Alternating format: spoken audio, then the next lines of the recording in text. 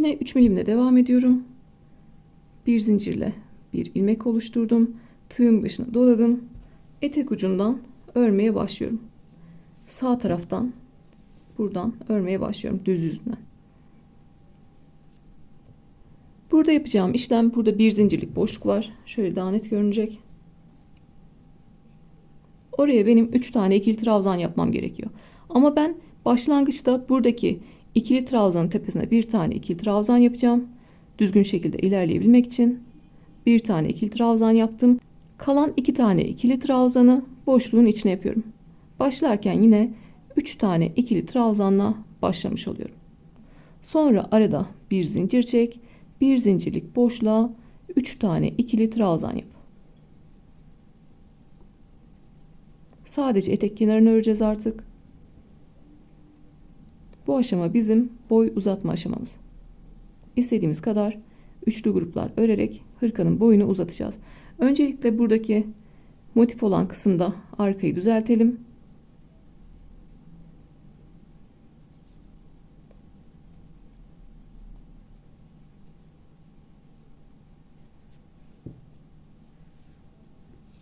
Burada motiflerin olduğu yere kadar gelelim. Buradan örmeye başladık. Motiflerin olduğu yere kadar geldik. En son buradaki bir zincirlik boşluğa 3 tane ikili trabzan yaptım. Araya bir zincir çektim. Tığın başına doluyorum. Tam dikiş yerine ne buradaki 2 zincirlik boşluğa ne de buradaki 2 zincirlik boşluğa. Tam dikiş yerime, birleşim yerine 3 tane ikili trabzan yapıyorum.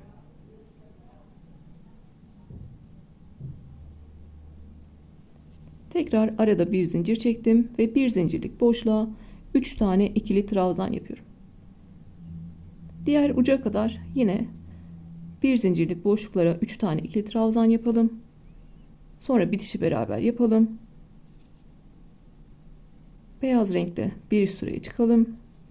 Yine aynı işlemleri yapacağız. Artık burada düzeltme yaptığımız için bir zincirlik boşlukları kullanarak devam edeceğiz. Düzelteceğimiz herhangi bir yer yok. Bir sırada da yine başlangıcı göstermek istiyorum. Sonrasında siz artık istediğiniz kadar boyunu uzatabilirsiniz. Üzerinize deneyin. Hoşunuza gittiği anda artık boyunu uzatmayı bırakın ve lastik örme kısmına geçin. Burada yine arada bir zincir çekiyorum. Tığın başına doladım. Motiflerin burada birleşim yerine batıyorum. Ve 3 tane ikili trabzan yapıyorum. Yine arada bir zincir çektim ve bir zincirlik boşluğa 3 tane ikili trabzan yapıyorum. Bu şekilde sıra sonuna kadar gelelim. Sıra sonuna kadar devam ettim. Sıra sonunda en son arada bir zincir çektim. Buradaki boşluğum var. Boşluğa giriyorum. 2 tane ikili trabzan yapıyorum. Üçüncüsünü 3. zincirin içine yapıyorum. Düzgün görünebilmesi için. En başta 4 tane zincir çekmiştik biliyorsunuz orada. 1, 2, 3. zincirin içine giriyorum. Ve 3. trabzanı onun üzerine yapıyorum. Böylece buradaki görüntü de düzgün oluyor. Sonra yine bir zincir çekiyorum. Yeteri kadar ip bırakıp kesiyorum. Siz aynı renkle devam edecekseniz ne yapacaksınız? Yine burada 4 tane zincir çekeceksiniz. Örgünüzü çevirip yine bir zincirlik boşluktan örmeye başlayacaksınız. Bu şekilde. İpini kesmeyecekler. O şekilde devam edebilir. Ben yine başka renge geçeceğim. Bir zincir çekip ipimi yeteri kadar bırakıp kesiyorum. Şimdi beyaz renkle de başlangıcını tekrar göstereceğim. Sonra istediğimiz kadar boyunu uzatacağız. Yine bir zincirle bir ilmek oluşturuyorum. Tığın başına doladım. Yine örgünün düz yüzünden başlayacağım. 3 sıra öreceğim. Bir sıra düz yüzünden öreceğim. Bir sıra ters yüzünden. Bir sıra düz yüzünden öreceğim. Aynı renk devamlılığım olsun istiyorum. O yüzden burada 3 tane ikili trabzanım var. Birincinin tepesine batıyorum. Ve bir tane ikili trabzan yapıyorum. Arada bir zincir çektim. Tığın başına doladım.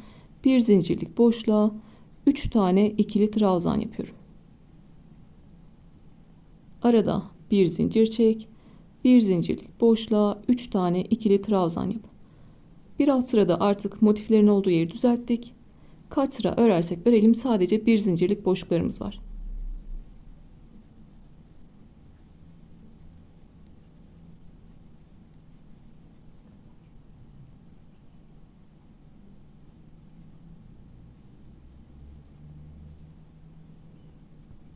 Bu sırada bir tane ikili trabzan, araya bir zincir yaptım. Bir sonraki sırada ne yapacağım? Buraya geldiğimde buraya 2 tane ikili trabzan yapacağım. Üçüncüyü buradaki ikili trabzanın tepesine yapacağım. Düzgün görünüm için. Sıra sonuna kadar geliyorum. Sıra sonunda da buraya 3 tane ikili trabzan yapıyorum. Araya bir zincir çekiyorum. Buradaki son trabzanın tepesine bir tane ikili trabzan yapıyorum. Tekrar bir üst sıraya çıkıyorum. Örgümüzün mantığı hep aynı şekilde devam edecek. O yüzden yeteri kadar artık boyunu uzatalım. Sonrasında lastiği geçeceğiz. Kollarda boyu uzatacağız ve lastiği geçeceğiz. Hırkamızı bitireceğiz.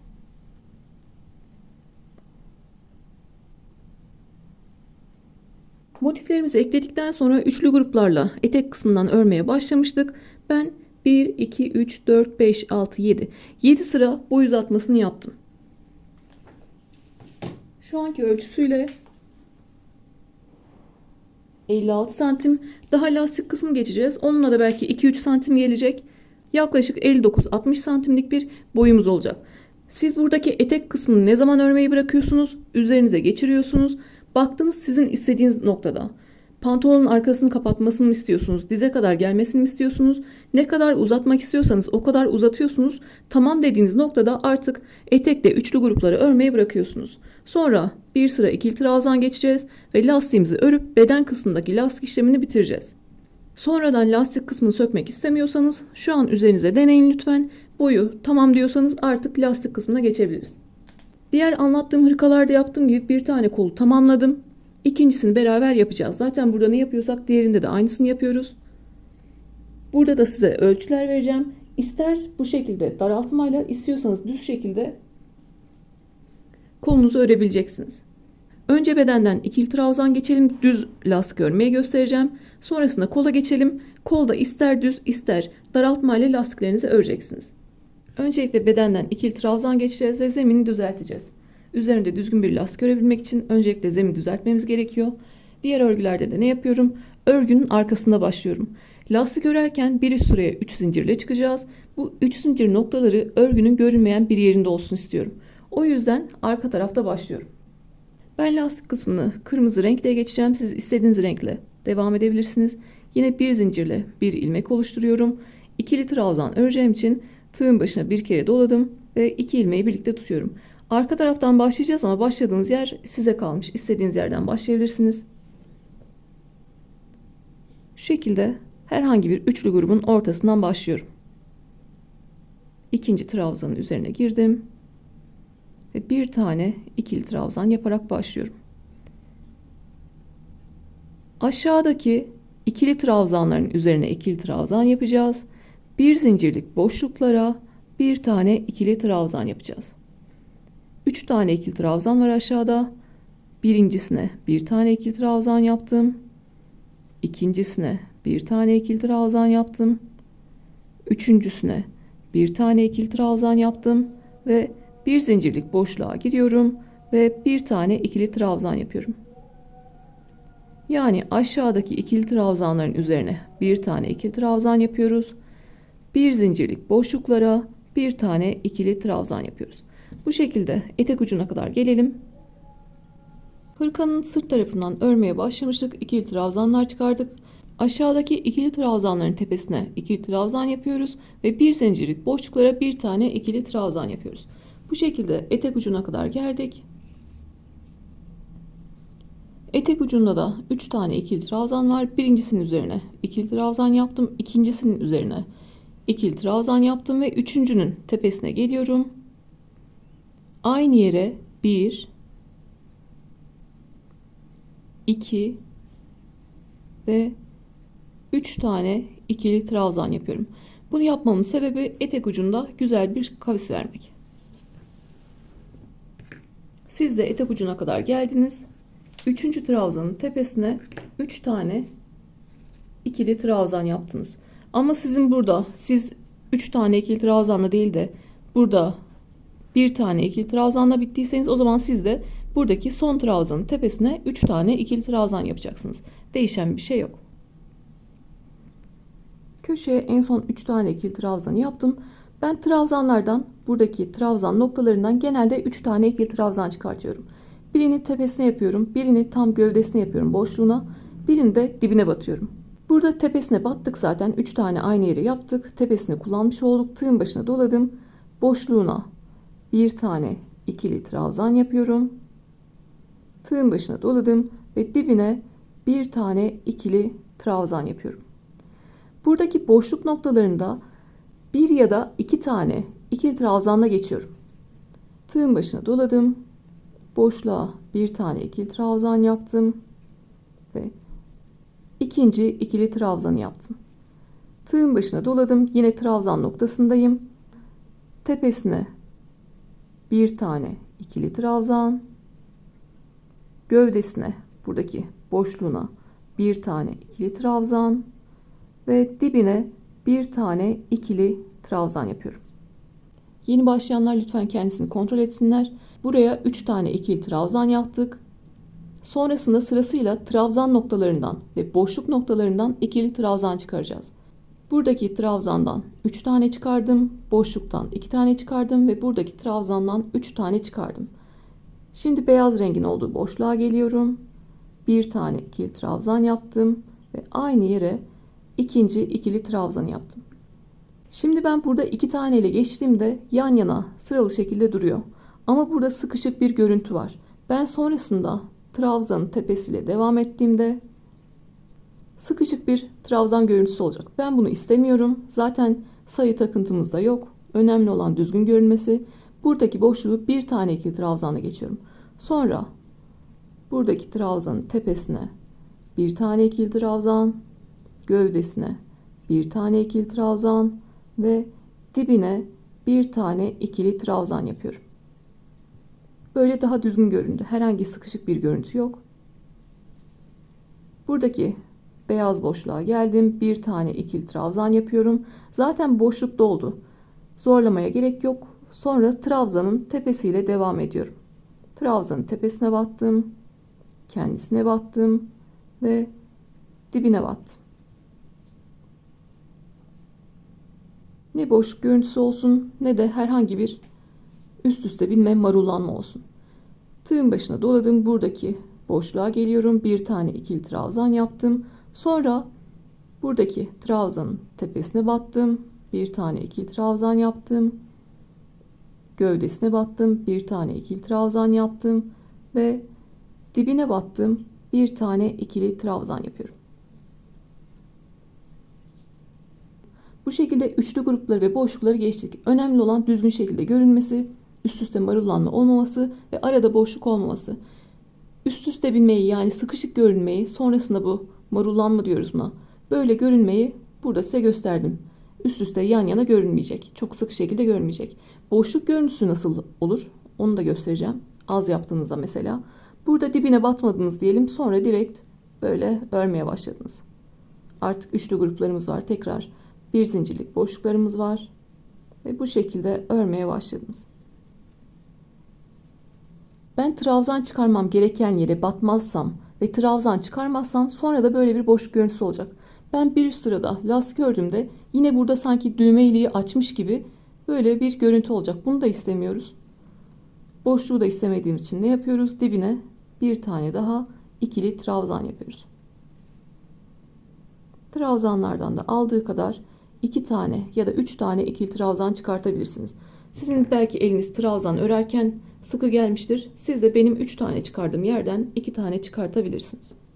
Sonra artık yukarı doğru kendi örgümüz devam ediyor. Köşeye buradaki boşluğa bir tane ikili trabzan yapıyorum. Sonrasında yine artık trabzanların üzerine bir tane ikili trabzan yapalım. Ve bir zincirlik boşluklara bir tane ikili trabzan yapalım. Sonrasında lastik kısmını sökmemeniz için bu kadar detaylı anlatıyorum. Marullanma olduktan sonra, yani siz bu ikili trabzan yapma zeminini düzgün yapmazsanız sonrasında lastik ördüğünüzde de yine aynı marullanacaktır ya da boşluk görüntüsü olacaktır. O yüzden bu aşamada ne kadar düzgün yaparsak sonrasında da düzgün bir lastiğimiz olur ve sökmek zorunda kalmayız. Bu şekilde enseye kadar devam edelim. Enseyi de beraber geçelim.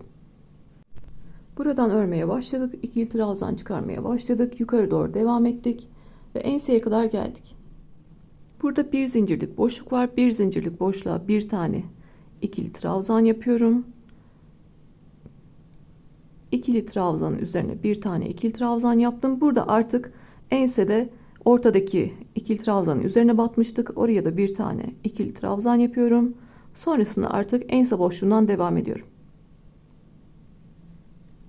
Boşluğa bir tane ikili trabzan yaptım. Aynı yere bir tane daha yapsam fazla gelecek. O yüzden trabzandan örmeye devam ediyorum.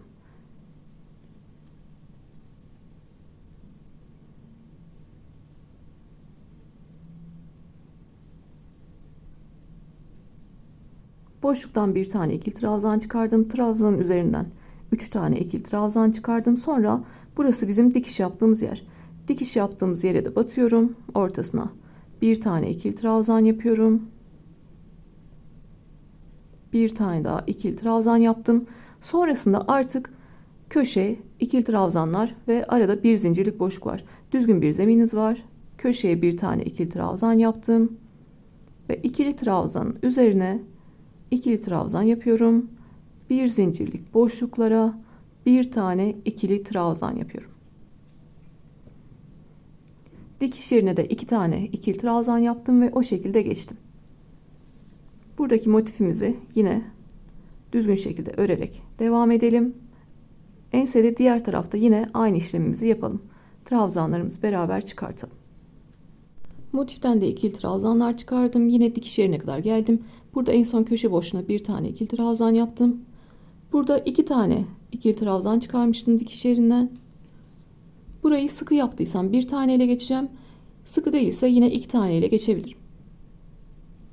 Bir tane ikili trabzan yaptım. Ve yine dikiş yerine bir tane daha ikili trabzan yapıyorum. Orayı 2 tane ikili trabzanla geçtim. Sonra trabzandan örmeye devam ediyorum.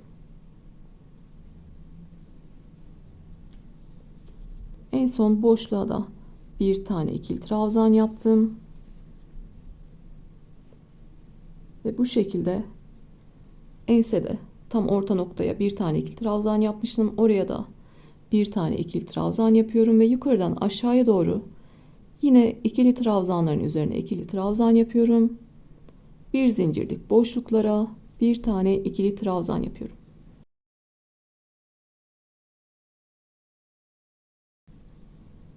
Etek ucuna kadar trabzan çıkarmaya devam ediyorum. Buraları artık biliyorsunuz. Hem ensede anlattım hem diğer tarafta anlattım. İkili trabzanlardan ve boşluktan trabzan çıkartalım ve buraya kadar gelelim. Şöyle de göstermek istiyorum. Başlangıcımızı sırtta yapmıştık. Bu şekilde devam ettik. Etek ucuna 3 tane ikili trabzan yaptık. Trabzanlardan ve boşluklardan trabzan çıkardık. Yukarı doğru devam ettik. Enseden ikili trabzanlar çıkardık ve yukarıdan aşağıya doğru devam ettik. Burada yine etek ucundayız. Boşluğa bir tane ikili trabzan yaptım. İkincisini de yapsam üst üste duracak. Sıkışık şekilde görünecek. Onu istemiyorum. O yüzden artık buradaki son trabzanlarımı çıkartacağım. Bir tanesini dibine batacağım. Bir tanesini boşluğuna batacağım. Tepe noktasına ne yapacağız bu sefer? 3 tane ikili trabzan yapacağız ki kavis verebilelim. Dibine bir tane ikili trabzan yaptım. Buradaki şu boşluk görüntüsü hoşuma gitmedi. O yüzden buradaki ipi alıyorum ve dibine öyle batıyorum. Orayı da toparlamış olduk. Boşluğuna bir tane ikili trabzan yaptım ve tepesine 3 tane ikili trabzan yapıyorum aynı yere. Bu şekilde kavis vermiş olacağız. Bu şekilde köşeyi de yaptık. Sonrasında yine sırta kadar trabzanların üzerine trabzan yapalım ve bir zincirlik boşluklara bir tane ikili trabzan yapalım ve başladığımız yere kadar gelelim. Artık zemini düzeltmiş olacağız. Bir üst sıralarda lastik örme işlemine geçeceğiz. Sırtta başladığım yere kadar geldim. Yine bir bütün olarak görelim. Şu şekilde bedenden ikili trabzanlar geçtik. Zaten marullanma görüntüsü olsaydı bu şekilde üst üste binmeler ve marullanma görüntüsü olurdu. Örgümüz düzgün şekilde ilerledi. Siz de baktınız, marullanma varsa bu aşamada sökersiniz. Daha eksik trabzan yaparak, daha az sayıda trabzan yaparak bunu düzeltebilirsiniz. Sonrasında lastik kısmını yapıp da sökmektense bu aşamada sökmekte fayda var. Özellikle bu işi yapmak isteyenlere genelde söylüyorum. Sökmekten çekiniyorsanız bu işe başlamayın. Beni Instagram'dan takip edenler de bilir. Ben burada ikinci sırada bir yanlış yaptıysam, o benim gözüme batıyorsa, müşteri fark etmeyecek bile olsa, satacağım insan fark etmeyecek bile olsa bir bütün örgüyü sökerim, burayı düzeltirim, sonrasında örgümü tekrar örerim. O yüzden bu aşamada yanlış yaptığını düşünenler lütfen söksünler. Üzerine artık lastik örme kısmına başlayalım. Sıra sonuna kadar geldim. Buradaki ikinci trabzanın tepesinden başlamıştım. Kalan son trabzanın tepesine de bir tane ikili trabzan yaptım. Sıra sonunda ilk yaptığım trabzanın tepesine giriyorum ve ipimi kaydırıyorum. Artık ikili trabzan örme işlemimiz bitti. Lastik örme kısmına geçiyoruz. Lastik örmek için 1, 2, 3 zincir çekiyorum ve bu 3 zincirde bir tane ikili trabzan kabul ediyorum. Lastiği de yine ikili trabzanlarla öreceğiz. Fark eden tek şey, sırasıyla trabzanları bir önden alacağız, ikili trabzan öreceğiz. Bir arkadan alacağız, ikili trabzan öreceğiz. Lastik görünümü için bir önden alacağız, ikili trabzan öreceğiz. Bir arkadan alacağız, ikili trabzan öreceğiz. Önden alarak ördüğümüz trabzanlar önde görünecek. Arkadan aldığımız trabzanlar örgünün biraz arkasında görünecek. O yüzden bu 3 zinciri arka lastik kabul ediyorum. 2 tane ön lastiğin arasında kalsın arkada ve çok belli olmasın. Zaten örgünün sırtında başlamıştık örmeye. 3 zincirlerimiz de ön lastiklerin arasında kalacak. Daha az belli olacak. Örgümüz daha düzgün görünecek. Buradaki trabzanın tepesine 3 zincir çektim. Onda bir tane ikili trabzan kabul ettim ve arka lastik kabul ettim. Tığın başına doluyorum ikili trabzan öreceğim için. Bu arka lastik olduğu için bir sonraki trabzanı önden alarak örüyorum. Önden almak demek trabzan tığın önde kalacak demek. İpi aldım. Tığın üzerinde 3 ilmek var. Yine ikisini birlikte alıyorum. Tığın başına doladım. Bir sonrakini arkadan alıyorum. Arkadan almak demek trabzan tığın arkasında kalacak demek. İpi aldım. İkili trabzan yapıyorum. Tığın başına doladım. Bir sonrakini önden öreceğim. Önden aldım. İkili trabzan ördüm. Bir sonrakini arkadan aldım ve ikili trabzan ördüm. Lastikte bir önden alıyoruz. İkili trabzan örüyoruz. Bir arkadan alıyoruz. İkili trabzan örüyoruz. Lastik görünümümüzde bu şekilde olacak. Kavranana kadar birkaç tane daha göstereceğim. Arka lastiği ördük. Şimdi önden almam gerekiyor. Önden almak için trabzanın arkasından girdim. Trabzan önde kaldı. Bir tane ikili trabzan ördüm. Tığın başına doladım. Bir sonrakini arkadan alıp öreceğim. Örgünün arkasından trabzandan girdim. Diğer tarafından çıktım. Ve bir tane ikili trabzan yapıyorum. Tığın başına doladım. Bir sonrakini önden alıp örüyorum. Bir sonrakini arkadan alıp örüyorum. Önden aldığımda trabzan tığın önünde. Arkadan aldığımda trabzan tığın arkasında.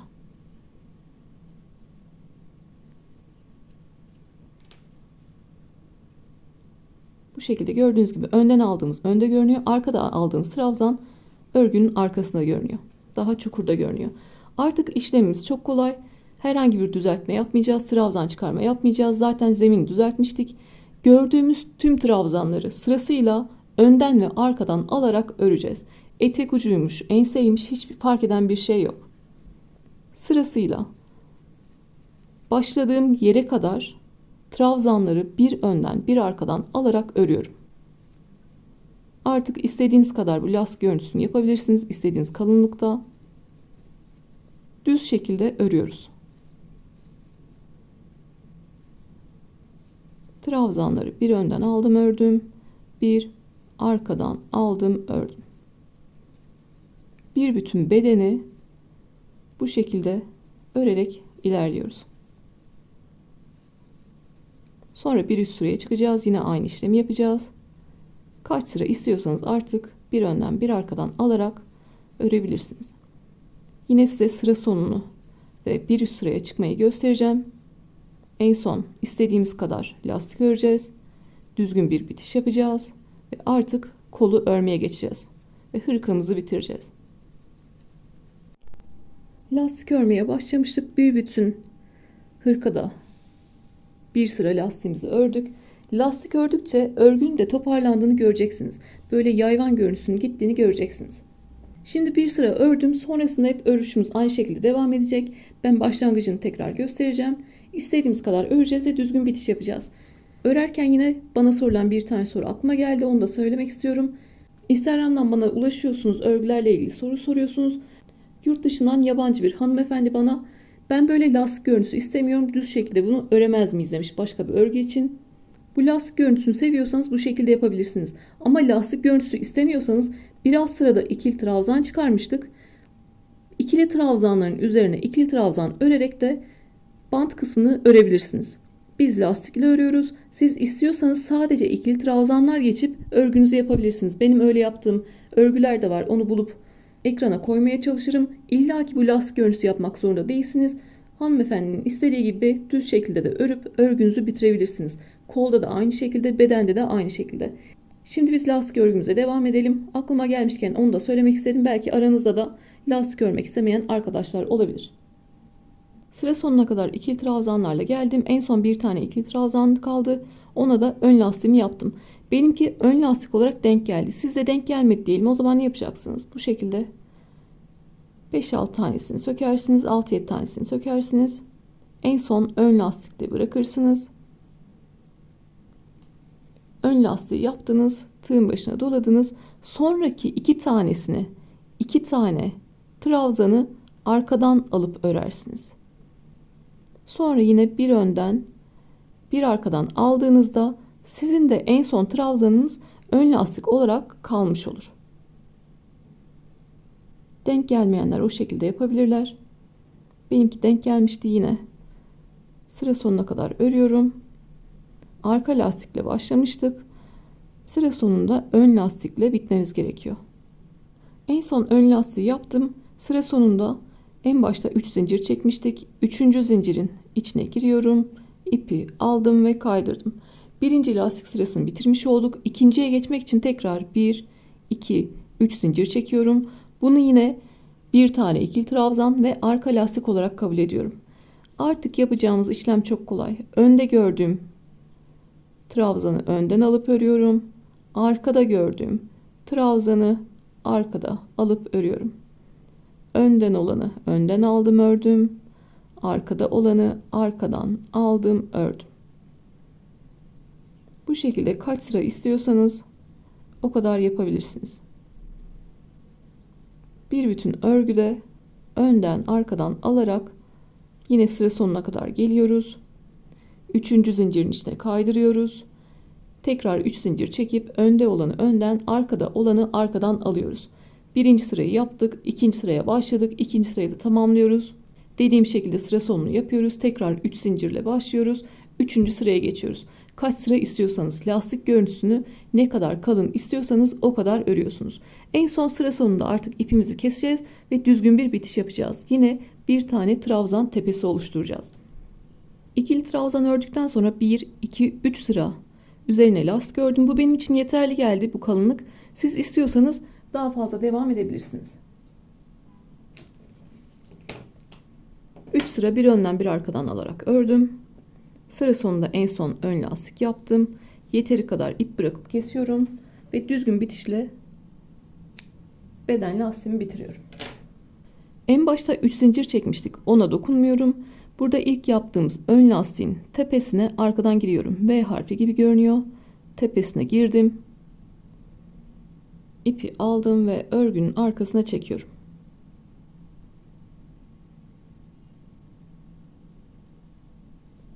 Burada da son yaptığım ikili trabzan var, ön lastik var. Onun da sadece arka kanadına giriyorum. V harfi gibi görünüyor. Arka kanadına giriyorum. İpi aldım ve yine örgünün arkasına çektim. Bir tane daha trabzan tepesi oluşturmuş olduk. Oluşturduğumuz trabzan tepesi de bu 3 zincirin tepesi oldu. Tüm görünümümüz artık V harf şeklinde görünüyor. İpimizi arkada gizleyeceğiz. Ve artık işimizi bitireceğiz.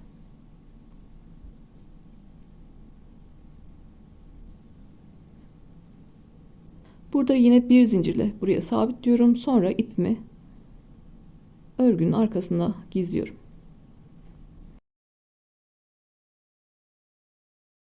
Ben size anlatabilmek için bir tane kolu hazırladım. Biz altıgen parça yapıp kolu katladığımızda dikiş yerimiz burada. Buraya kadar koltuk altından itibaren 22 santimdi. Sonrasında ben boy uzatma yaptım ve lastik kısmını ördüm. Bunu neye göre ördüm? Yetişkinler için en az koltuk altından itibaren 43, 44, 45 santim yeterli geliyor.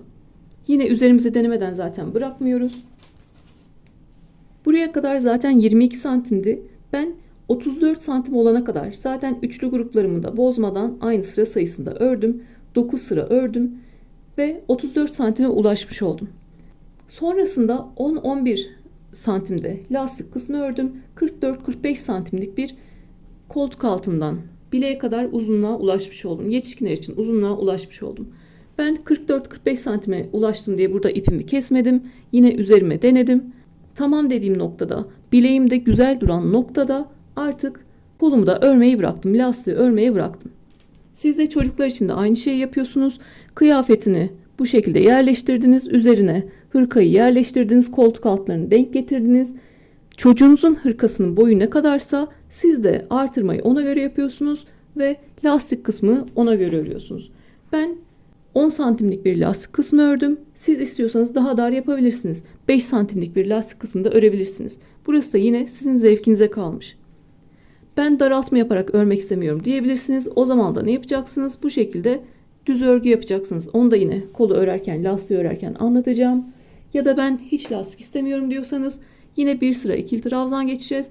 İkili trabzanın üzerine ikili trabzan örerek düz şekilde bu kısmı da örebilirsiniz. Buradaki uzatmayı istediğiniz kadar yapabilirsiniz. Ben 9 sıra yaptım. Siz istiyorsanız 12 sıra yaparsınız. Bu kadarcık bir lastik kısmı bırakırsınız. Burası artık sizin zevkinize bağlı. Oralarda size herhangi bir sayı söylemek istemiyorum. Zevkinize bağlı olarak ilerleyebilirsiniz. Lastik kısmını ne kadar kalın istediğinize bağlı olarak üçlü grup sayınız artacaktır ya da çoğalacaktır. Nasıl örgüde ikili trabzan çıkarmaya örgünün arkasına başlamıştık, sırtta başlamıştık. Burada da koltuk altından itibaren geliyorum. Üçlü gruplarımı örmeye burada başlıyorum. Ben kolumu indirdiğimde üçlü grup ördüğüm yer, 3 tane zincir çektiğim yer kolumun altına denk gelsin. Daha görünmeyecek bir yerde olsun. Üçlü gruplar öreceğiz. 3 tane ikili trabzan, araya bir zincir, 3 tane ikili trabzan. Yine aynı şekilde ilerleyeceğiz. Bir zincirle bir ilmek oluşturdum. Tığın başına doladım. Koltuk altına denk gelen istediğim bir yerden başlayabilirim. Buradaki bir zincirlik boşluğa giriyorum. 3 tane ikili trabzan yaparak başlıyorum. Yine boşlukları kullanacağız. 3 tane ikili trabzan yapacağız boşluklara. Bir boşluktan diğerine geçerken arada bir zincir çekeceğiz. 3 tane ikili trabzanla başladım. Araya bir zincir çektim. Bir sonraki bir zincirlik boşluğa 3 tane ikili trabzan yapıyorum. Aynı etekte olduğu gibi üçlü gruplarla kolun boyunu uzatıyorum. Birleşim yerine kadar gelelim. Yine birleşim yerinde de 3 tane ikili trabzanla geçeceğiz. Ve sıra sonuna kadar geleceğiz. Koltuk altına denk gelecek yerden başladık. Ve birleşim yerine kadar geldik. Köşelerin birleşim yerine kadar geldik. Burada ne yaptım? Arada bir zincir çektim. 2 zincirlik boşlukları kullanmıyoruz. Köşelerin birleşim yerine giriyoruz. Oraya 3 tane ikili trabzan yapıyoruz.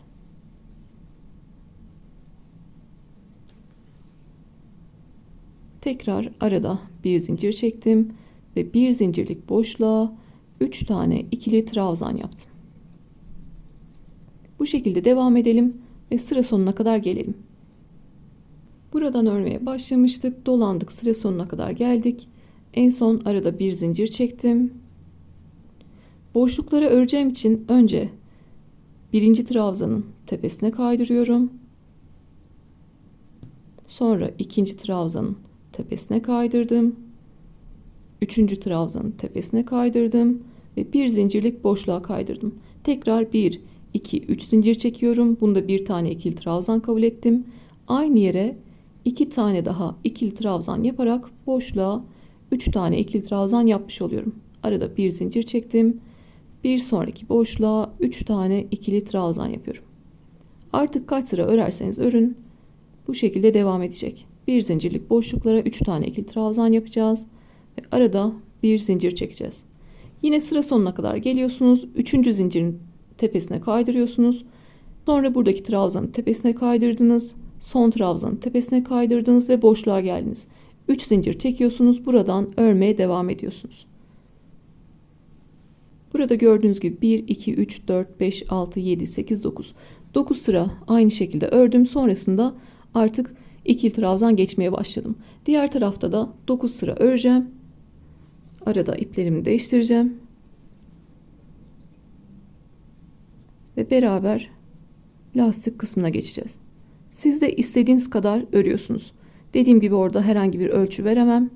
Siz lastik kısmını ne kadar kalın ya da ince istiyorsunuz, ona göre buradaki üçlü grup sayısını, sırasını örebilirsiniz. Her aşamada üzerinize denemeyi unutmayın lütfen.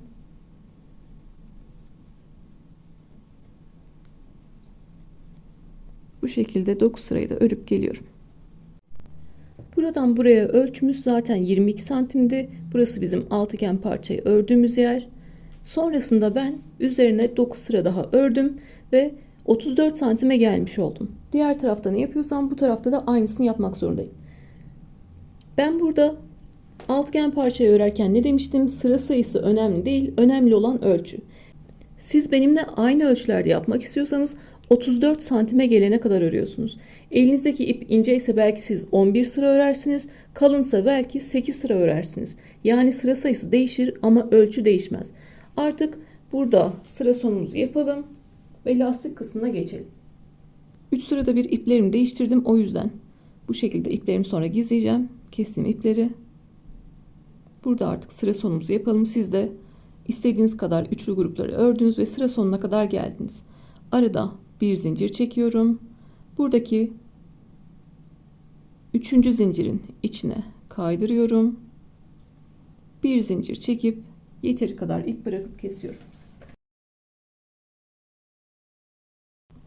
Artık üçlü grup örmeyi bıraktık, bitirdik. Şimdi lastik kısmına geçebiliriz. Lastik örmemiz için ne gerekiyor? Öncelikle düzgün bir zemin gerekiyor. Bunun için ne yapacağız? İkili trabzanlarla kol ağzından geçeceğiz. Şimdiye kadar bir bütün hırkada 3 milim kullandım. Ama bilekte bu lastik kısmını örerken 2,5 milim kullanacağım. 3 milimle burayı ördüğümde çok geniş bir lastik kısmı oluyor ve kol içinde, bilek içinde dönüyor. Çok güzel bir görüntü olmuyor. O yüzden daha güzel, sıkı bir lastik olması için 2,5 ile öreceğim. Siz yine elinizin sıkılığına, gevşekliğine göre tığ numaranızı ayarlayabilirsiniz. Burada şunu da göstermek istiyorum. Gördüğünüz gibi buradaki kol daralarak gidiyor. Bu normal mi? Değil. Ne yapacağız? Bu şekilde trabzan ve zincir tepelerini açacağız ve aynı ölçüye getireceğiz. Yine örgümüzü düzleştirmiş olduk. Kırmızı renkle lastik kısmını yapacağım. Bir zincirle bir ilmek oluşturuyorum. Bilekte lastik kısmında 2,5 milim tığ kullanıyorum. Bunu da deneye deneye yaptım. 2,75'li yaptım. Yine olmadı. 2,5'la daha güzel oldu. O yüzden 2,5'la yapıyorum. Tığın başına doladım. İstediğiniz herhangi bir yerden ikili trabzan örmeye başlayabilirsiniz. Ama ne yapıyorum? Koltuk altına denk gelen bir yerden başlıyorum. Buradaki mesela 3 tane ikili trabzan var. Tam ortasından başlıyorum. Sırasıyla ikili trabzanların üzerine bir tane ikili trabzan yapacağız. Bir zincirlik boşluklara bir tane ikili trabzan yapacağız. Bedendeki işlemi tekrarlayacağız. Burada düzeltmemiz gereken herhangi bir yer yok. Sadece üçlü gruplar ve bir zincirlik boşluklar var. O yüzden örmemiz daha kolay.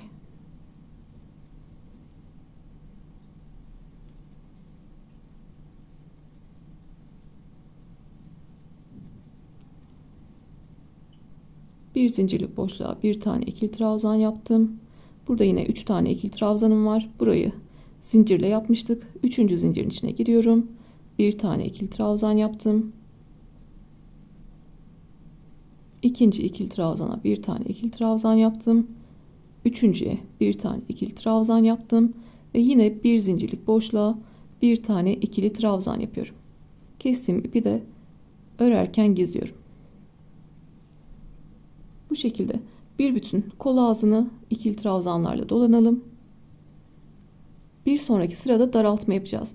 Daraltma yapmak istemeyenler için yine düz örgü ise tekrar söyleyeceğim. İstiyorsanız düz örgü şeklinde de örebilirsiniz. Buradan örmeye başlamıştık. Sıra sonuna kadar geldik. En son trabzanın üzerine de bir tane ikili trabzan yaptım. Sıra sonunda ilk yaptığım ikili trabzanın tepesine kaydırıyorum. Ve artık lastik örme işlemine başlıyorum. Şimdi daraltma yapmayacak olanlar ne yapacaklar?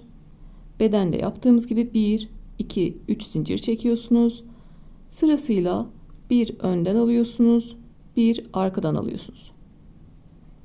Bir önden alıyorsunuz, bir arkadan alıyorsunuz. Bu şekilde bir bütün kolu dolanıyorsunuz. Tekrar 3. zincirin içine kaydırıp 3 zincir çekiyorsunuz. Önde olanı önden, arkada olanı arkadan alıyorsunuz. Aynı bedendeki gibi. Sizde kolda herhangi bir daralma olmayacak. Bu şekilde aynı bu açıklıkta bir lastik görüntüsü olacak. Ama biz şimdi daraltma yapacağız. Onu nasıl yapacağız? Bu görüntüyü isteyenler için tekrar gösteriyorum. Başka örgülerde de aynı şekilde kullanabilirsiniz. Sadece bir sırada daraltma yapacağım. Onun üzerine istediğim sıra sayısı kadar bir önden bir arkadan alarak öreceğim. Daraltma yaparken yine önden ve arkadan alıyoruz. Bu sefer 2 tane önden 2 tane arkadan alıyoruz. 3 zincir çektim. Bunu yine arka lastik kabul ediyorum. Tığın başına doladım. 2 tane trabzanı önden alıyorum. Birinci trabzanı aldım. İkinci trabzanı aldım. Tığın üzerinde 2 tane trabzan var. Ön lastik olarak örüyorum. Tığın başına doladım. İkisini arkadan alıyorum. 2 trabzanı arkadan aldım. Arka lastik olarak ördüm. İkisini önden aldım, ördüm. İkisini arkadan aldım, ördüm. İkisini önden aldım, ördüm. İkisini arkadan aldım, ördüm. Bu şekilde 2 trabzanı 1'e düşürerek buradaki trabzan sayısını bir üst sırada yarıya düşürmüş oluyoruz. İkisini önden aldım, ördüm. İkisini arkadan aldım, ördüm. Bu şekilde sırasıyla trabzanları 2 tane önden 2 tane arkadan alarak örüyoruz. Daraltmayı sadece bu sırada yapacağız. Bir üst sırada önden arkadan alarak örmeye devam edeceğiz.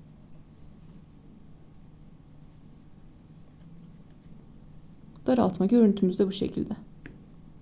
Buradan daraltma yaparak örmeye başlamıştık. 2 önden 2 arkadan aldık ve sıra sonuna kadar geldik. Sıra sonunda 2 tane önden aldım. Aşağıda bir tane trabzanım kaldı. Burada bir tane trabzanım kaldı. Zaten 2 tanesini arkadan almam gerekiyordu. O yüzden bu da 2 tane arkadan aldığım olarak kalacak. Şimdi mesela sizin burada trabzan çıkartırken bir tanesini eksik yaptınız ya da fazla yaptınız diyelim. Burada bir tane trabzan kalmadı. Sorun değil. Yine 3. zincirin tepesine içine kaydırıyorsunuz. Burada 3. zincirin içine kaydırıyorum. Tekrar 1, 2, 3 zincir çekiyorum. Önde olanı önden aldım, ördüm. Arkada olanı arkadan aldım, ördüm. Önde olanı önden aldım, ördüm. Arkada olanı arkadan aldım, ördüm.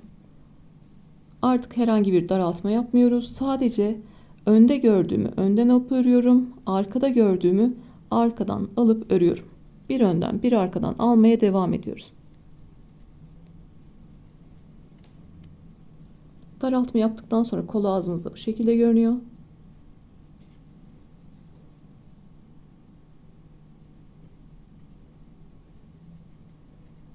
Bu şekilde. Bir önden bir arkadan alarak örmeye devam ediyoruz. Ben bunu kaç sıra yapmışım? Burayı 10 santim kadar ördüm. Üzerime denemeden de örmeyi bırakmadım. Burası bizim ikili trabzan ördüğümüz yer. Burası iki önden iki arkadan aldığımız yer. Sonrasında 1, 2, 3, 4, 5, 6, 7, 8, 9, 10. 10 sıra bir önden bir arkadan alarak örmüşüm. En sonunda kol ağzını toparlamak için bir sıra sık iğne öreceğiz ve artık kolumuzu bitireceğiz. Örgümüzü bitireceğiz. Burada da ikili trabzan sırasını ördük. İki önden iki arkadan alarak daraltmamızı yaptık. Sonra artık bir önden bir arkadan alarak örmeye başladık. Bu benim birinci sıram. Bunu 10 sıra yapacağım. Sonrasında 10. sıranın bitiminde beraber sık iğne geçeceğiz. Bitişte ne yapıyoruz? 3. zincirin içine kaydırıyoruz. Tekrar 3 zincir çekiyoruz. Önde olanı önden, arkada olanı arkadan alıp örüyoruz. Ben 10 sırayı tamamlayacağım. Siz de kaç sıra örmeniz gerekiyorsa o kadar örüyorsunuz. Üzerinize geçiriyorsunuz ya da çocuğunuz için örüyorsanız çocuğunuzun üzerine geçiriyorsunuz. Tamam, bu bana yeter dediğiniz noktada artık lastik örmeyi bırakıyorsunuz. Sık iğne örmeye geçiyoruz. Bir sıra ikili trabzan ördük. Bir sıra daraltma yaptık. Daraltma yaptığım yere bir tane ip bağladım. Onun üzerine 1, 2, 3, 4, 5, 6, 7, 8, 9, 10. 10 sıra bir önden bir arkadan alarak ördüm. Üzerime geçirdim. Bu benim için yeterli. Zaten diğer kolda aynı şekilde yapmıştım. Diğer kolda kaç sıra yapıyorsak bu tarafta da aynı şekilde yapıyoruz. Sıra sonunda artık lastik örmeyi bırakacağız ve bir sıra ağız kısmından sık iğne geçeceğiz. 3. zincirin içine giriyorum. İpimi kaydırdım. Sık iğne örmek için bir zincir çektim ve aynı yere batıyorum.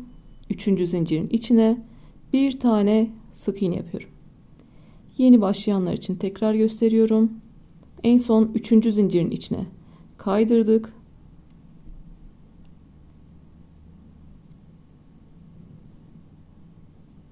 Üçüncü zincirin içine kaydırdım. Bir zincir çektim. Tekrar aynı 3. zincirin içine batıyorum ve sık iğne örüyorum. Sık iğne örmek için tığın üzerindeki 2 ilmeği birlikte alıyorum. Sık iğne örerken tığın başına dolamıyoruz. Sırasıyla tüm trabzan tepelerine giriyorum. İpi aldım. 2 ilmeği birlikte çekerek sık iğne yaptım. 2 ilmeği birlikte çekiyorum ve sık iğne yapıyorum.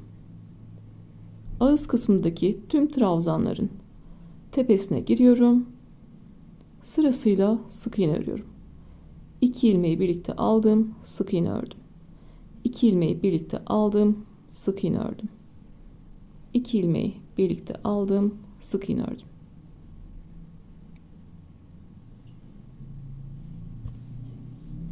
Bu bizim kol ağzımızın toparlanmasını sağlayacak. Yayvan görüntüden kurtaracak. Görüntüsü de bu şekilde. Bütün kol ağzını sık iğnelerle dolaşıyorum. Dolanıyorum. Sıra sonuna geliyorum. Yine düzgün bitişle bitiyorum. Bir kolu bu şekilde anlattım size. Diğer kolda aynı şekilde yapıyoruz. Bu kolda size ne anlattıysam, siz kendinize nasıl uyguladıysanız diğer tarafta da aynı şeyleri yapıyorsunuz. Bu tarafta 9 sıra ördüyseniz diğer tarafta da 9 sıra örüyorsunuz. İki tarafın da eşit olması gerekiyor.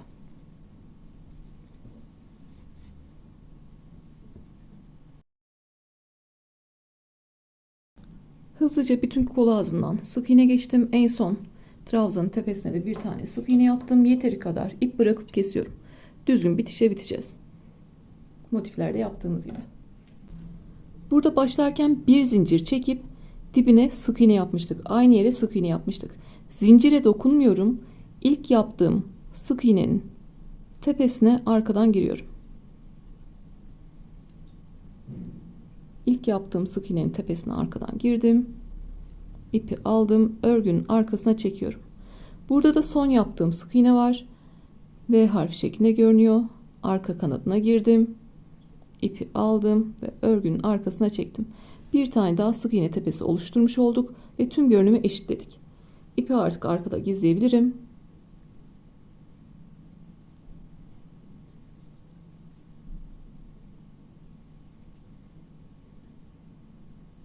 Bir zincirle buraya sabitledim. Sonrasında istediğim yerden geçirerek ipi gizliyorum. Diğer kalan ipleri de gizliyorum. Artık hırkamızı bitmiş haliyle görüyoruz. Örgünün içinde kalan ipleri temizledim. Artık işimiz bitti. Herhangi bir ütü değdirmiyoruz. İpin yapısı bozulur, incelir. O yüzden size altıgen parçayı açarken gösterdiğim gibi trabzan ve zincir tepelerini açarak düzeltiyorsunuz. Burada lastikte de böyle kasma görüntüsü varsa ne yapıyorsunuz?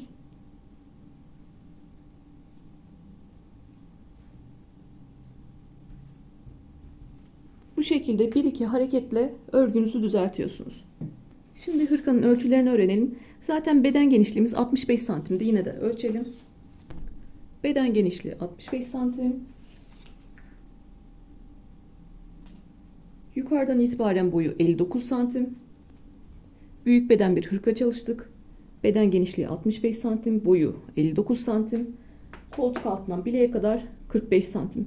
5 yumak kırmızı renkten, 4 yumak yeşil renkten, 2 yumak da beyaz renkten alsanız yeterli geliyor. Beyaz renkler çünkü Alize Cotton Gold'lar 100 gram, yarn cinsler 50 gram. Kırmızı ipten 5 yumak kullandım. Yeşil ipten 4 yumak kullandım. Beyaz ipten 2 yumak kullandım. Şimdi örgümüzün tamamı kaç gram onu da görelim. Daha doğru tartabilmek için temiz bir kap kullanıyorum. Yerime temas etmesin diye. Tartıyı çalıştırdım. Darasını aldım. Örgümü yerleştiriyorum. 474 gram. Tekrar bakıyorum.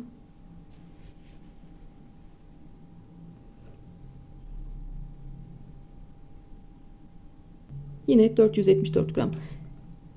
Yani yaklaşık 475 gram ip kullanmışım. Ben yumak sayısını tam olarak verdim. 5 tane kırmızı, 4 tane yeşil, 2 tane beyaz diye. İplerinizden böyle artacak. Örgümüz artık hazır. Bunu üzerimde göstereceğim. Biliyorsunuz benim beden genişliğim diğer hırkalardan gördüyseniz kendime 53 santim yapıyorum. Bu 65 santim. Ben M bedenim, bu X large beden. O yüzden benim üzerimde duruşuna değil, sadece hırkaya odaklanırsanız kendi üzerinizde nasıl duracak onu da fikrini edinmiş olursunuz. Sırtı nasıl görünüyor onun fikrini edinmiş olursunuz. Benden istediğiniz bir hırkaydı. Elimden geldiğince hırkayı anlatmaya çalıştım. Aklınıza takılan her soruyu sorabilirsiniz. Bir sonraki videoda görüşmek üzere. Kendinize iyi bakın.